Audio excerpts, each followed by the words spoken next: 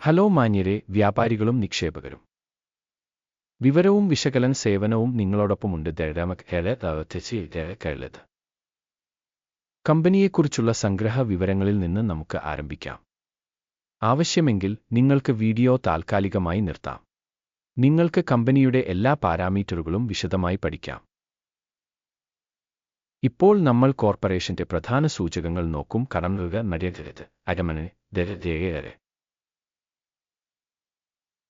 അക്കാലത്തെ നിലവിലെ വിവരങ്ങളെ അടിസ്ഥാനമാക്കിയാണ് അവലോകനം സൃഷ്ടിച്ചത്. മാർച്ച് 30, 2025.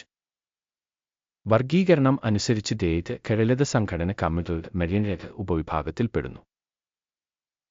14 കമ്പനികൾ വിശകലനത്തിൽ പങ്കെടുക്കുന്നു. ഇത് കൂടുതലോ കുറവോ പ്രതിനിധിയാണ്.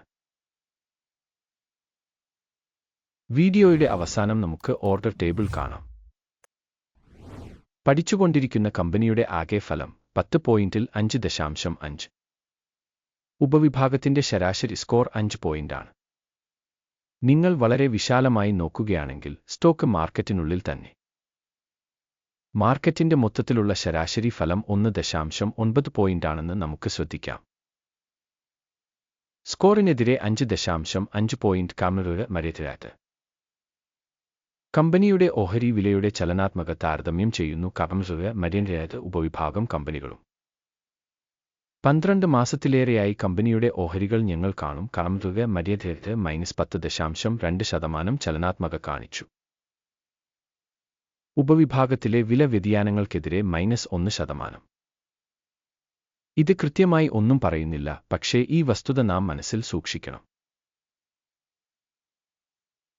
കോർപ്പറേഷന്റെ വിപണി മൂലധനം കമ്മ്യൂണിസ്റ്റ് 2815.68 ബില്യൺ ഡോളറാണ്. 3044 ബില്യൺ ഡോളറിന്റെ ഉപവിഭാഗ മൂലധനം കമ്മ്യൂണിസ്റ്റ് 92.489% പങ്കുവഹിക്കുന്നു. ഇതാണ് ഉപവിഭാഗത്തിന്റെ പ്രധാന നേതാവ്. കമ്പനിയുടെ ബാലൻസ് ഷീറ്റ് മൂലധനം 302.57 ബില്യൺ ഡോളറാണ്. ഉപവിഭാഗത്തിന്റെ മൂലധനം $318 ബില്യൺ ആണ്. കമ്മ്യൂണിസ്റ്റ് 95.22% വിഹിതം. എക്സ്ചേഞ്ചിന്റെയും ബുക്ക് വാല്യൂവിന്റെയും ഷെയറുകളുടെ താരതമ്യത്തിന് ശേഷം നമുക്ക് ഇനിപ്പറയുന്നവ കാണാൻ കഴിയും. പങ്കിടുക. കമ്മ്യൂണിസ്റ്റ് എക്സ്ചേഞ്ച് മൂല്യം വിലയിരുത്തുന്ന കാര്യത്തിൽ ഉപവിഭാഗത്തിൽ 92.489%. ബാലൻസ് ഷീറ്റ് മൂലധനം 95.22%. ഇത് വിപണി മൂലധന വിഹിതത്തിൽ 3% വർധനവാണ്. ഉപവിഭാഗത്തിൽ ഓർഗനൈസേഷന്റെ വിപണി വിഹിതവും ബാലൻസ് ക്യാപിറ്റലൈസേഷന്റെയും വിലയിരുത്തൽ നല്ലത് 1 പോയിന്റ്. പഠനത്തിന് കീഴിലുള്ള കമ്പനിയുടെ കടബാധ്യതകൾ $102.86 3 ബില്യൺ ആണ്.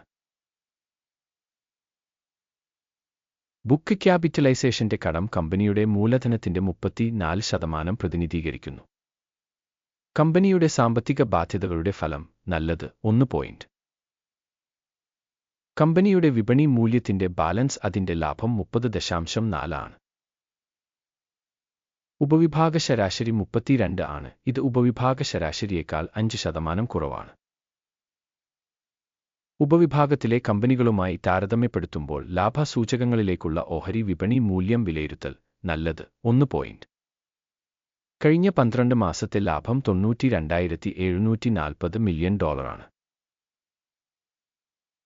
വരാനിരിക്കുന്ന 12 മാസത്തെ ഭാവി വരുമാനം $108.116 മില്യൺ ആയിരിക്കും. ഇത് നിലവിലെ സമയത്തേക്കാൾ 16.6% കൂടുതലാണ്. ഉപവിഭാഗത്തിലെ കമ്പനികളുമായി താരതമ്യപ്പെടുത്തുമ്പോൾ പ്രവചിക്കപ്പെട്ട ഭാവി ലാഭസൂചകത്തിന്റെ വിലയിരുത്തൽ നല്ലത് 0.5 പോയിന്റ്. കമ്പനിയുടെ വില മുതൽ റവന്യൂ ബാലൻസ് 10.8 ആണ്. ഉപവിഭാഗത്തിലെ ശരാശരി 10.7 ആണ്. ഇത് ഉപവിഭാഗത്തേക്കാൾ 1% കൂടുതലാണ്. ഉപവിഭാഗത്തിലെ സൂചകങ്ങളുമായി താരതമ്യപ്പെടുത്തുമ്പോൾ കമ്പനിയുടെ വിപണി വില അതിന്റെ വരുമാനത്തിലേക്കുള്ള വിലയിരുത്തൽ സഹിക്കാവുന്ന 0 പോയിന്റുകൾ.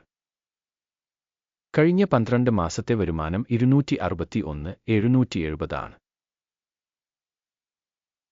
അടുത്ത 12 മാസത്തേക്ക് പ്രതീക്ഷിക്കുന്ന വരുമാനം $305 $180 മില്യൺ ആണ്. ഇത് നിലവിലുള്ളതിനേക്കാൾ 17% കൂടുതലാണ്.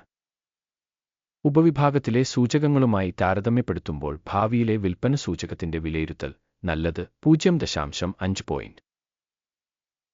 വിൽപ്പന മാർജിൻ 35.4%. ഉപവിഭാഗത്തിന്റെ ശരാശരി 33.3%. ഉപവിഭാഗത്തിലെ ശരാശരിയും കമ്പനിയുടെ പ്രകടനവും തമ്മിലുള്ള വ്യത്യാസം 2.1%. ഉപവിഭാഗത്തിലെ സൂചകങ്ങളുമായി താരതമ്യപ്പെടുത്തുമ്പോൾ വിൽപ്പന ലാഭത്തിന്റെ വിലയിരുത്തൽ നല്ലത് 0.5 പോയിന്റ്. ഉപവിഭാഗത്തിലെ ജീവനക്കാരുടെ എണ്ണം അനുസരിച്ച് കമ്പനിയുടെ വിഹിതം 67.378%. ഇത് വിപണി മൂലധനത്തിന്റെ വിഹിതത്തേക്കാൾ 37% കുറവാണ്. ഇത് സ്ഥാപനത്തിന്റെ നിലവിലെ വിനിമയ മൂല്യത്തിന്റെ അസന്തുലിതാവസ്ഥയെ പ്രതിഫലിപ്പിക്കുന്നു. കാരണം മര്യൻ്റേത് ഒരുപക്ഷെ പുനർമൂല്യനിർണ്ണയത്തിലേക്ക്. ഓർഗനൈസേഷന്റെ ഓരോ ജീവനക്കാരന്റെയും വിപണി മൂലധനം $12,351,000 ആണ്. ഉപവിഭാഗത്തിൽ $8,998,000. ഉപവിഭാഗത്തിന്റെ ശരാശരിയും സ്ഥാപനത്തിന്റെ സൂചകങ്ങളും തമ്മിലുള്ള വ്യത്യാസം 37.3%. ഉപവിഭാഗത്തിലെ സൂചകങ്ങളുമായി താരതമ്യപ്പെടുത്തുമ്പോൾ ഒരു ജീവനക്കാരൻ വിപണി മൂലധനത്തിന്റെ അളവ് വിലയിരുത്തൽ സഹിക്കാവുന്ന 0 പോയിന്റുകൾ. ഒരു കമ്പനി ജീവനക്കാരന്റെ ലാഭം $406.8 ആണ്. ഉപവിഭാഗത്തിന് ശരാശരി $281.3 കൂടാതെ ഉപവിഭാഗ ശരാശരിയും കമ്പനിയുടെ പ്രകടനവും തമ്മിലുള്ള വ്യത്യാസം 45%. ഉപവിഭാഗത്തിലെ സൂചകങ്ങളുമായി താരതമ്യപ്പെടുത്തുമ്പോൾ ഒരു ജീവനക്കാരൻ ലാഭത്തിന്റെ വിലയിരുത്തൽ നല്ലത് 0.5 പോയിന്റ്. ഓർഗനൈസേഷന്റെ ഓരോ ജീവനക്കാരന്റെയും വിൽപ്പന അളവ് $1,148,000 ആണ്. ഉപവിഭാഗം പ്രകാരം $844,000. ഉപവിഭാഗത്തിലെ ശരാശരിയും കമ്പനിയുടെ പ്രകടനവും തമ്മിലുള്ള വ്യത്യാസം 36%. ഉപവിഭാഗത്തിലെ കമ്പനികളുടെ സൂചകങ്ങളുമായി താരതമ്യപ്പെടുത്തുമ്പോൾ ഒരു ജീവനക്കാരന്റെ വരുമാനം കണക്കാക്കുന്നത് നല്ലത് 0.5 പോയിന്റ്. ഓഹരികൾ 0.9% കുറവാണ്. ഉപവിഭാഗ ശരാശരി 1.1%. ഇതാണ് ഒരു ചെറിയ ഞെക്കലിന്റെ മൂല്യനിർണ്ണയം. സാങ്കേതിക സൂചകം GE14 കമ്പനിക്ക് 37% ലെവൽ കാണിക്കുന്നു. കടമകളുടെ മര്യാദ. ഉപവിഭാഗത്തിൽ ഈ നില ഏകദേശം 37%. സാധ്യതയുള്ള ഉപവിഭാഗത്തിന്റെ സെക്യൂരിറ്റികൾ ഏകദേശം ഷെയറുകൾക്ക് തുല്യമാണ്. കടമകളുടെ മര്യാദ. കമ്പനിയുടെ ഓഹരികളുടെ നിലവിലെ മൂല്യം ഏകദേശം $379 ആണ്. കമ്പനിയുടെ ഓഹരികളുടെ സമവായ വില ലക്ഷ്യം ഏകദേശം $505 ആണ്. യഥാർത്ഥ എസ്റ്റിമേറ്റും സമവായ എസ്റ്റിമേറ്റും തമ്മിലുള്ള വ്യത്യാസം ഏകദേശം 33%. നമുക്ക് ഓർഡറുകളുടെ പട്ടിക നോക്കാം. അത് നിങ്ങൾക്ക് ലഭ്യമാണ്. അതിലേക്കുള്ള ഒരു ലിങ്ക് പിൻ ചെയ്ത കമന്റിലുണ്ട്.